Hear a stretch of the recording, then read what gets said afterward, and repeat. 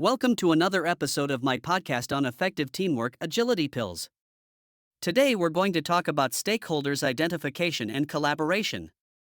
In today's dynamic world of software development, the product owner is the guardian of the product vision. He decides what and when will be built. Imagine a ship captain who has to navigate a stormy sea. A compass and a map are not enough for him. He has to know his ship, his crew, and, above all, understand where he is sailing and why.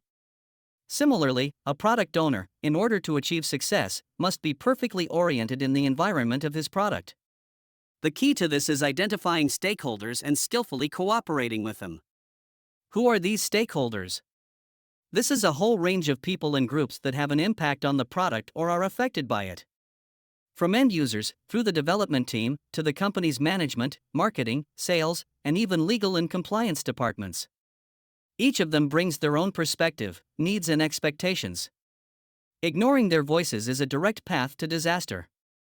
Identifying stakeholders is the first, fundamental step. It's like making a list of passengers on a ship. You have to know who is sailing with you. It's not just about names and surnames, but above all about understanding their motivations, goals, and fears. What drives them? What are they afraid of? What are their expectations of the product? The next stage is building relationships. This is not a one-time act, but a continuous process of communication, negotiation, and building trust. Imagine that you are the conductor of an orchestra. Each musician plays a different instrument, has a different temperament. Your task is to tune them into a harmonious whole, to bring out the best in them. Similarly, the product owner must be able to communicate the vision of the product in a way that is understandable to every stakeholder, be able to listen to their opinions and take them into account in the decisions made. It's not about pleasing everyone.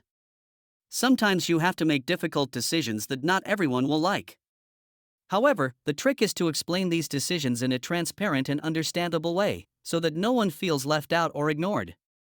I remember a situation when we had to delay the introduction of a feature because it turned out that it required changes in the architecture. Initially, we encountered dissatisfaction from the marketing team, who was planning the advertising campaign. After explaining the situation in detail and presenting an alternative plan, we managed to gain their acceptance. Effective cooperation with stakeholders is not only about avoiding conflicts. It is primarily about building a strong team that works together to achieve a goal. It is about drawing on the knowledge and experience of different people, which allows for the creation of better products. Finally, it is about building trust and a sense of community, which is crucial for the success of any project. I remember a story when I worked with a team creating a mobile app. The product owner focused on the vision of a modern interface, forgetting about the customer service department.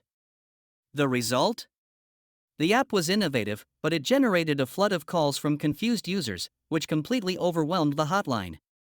It was only after the intervention of the branch manager, who had to put out a fire, that the product owner understood how important it is to take into account the perspective of all stakeholders.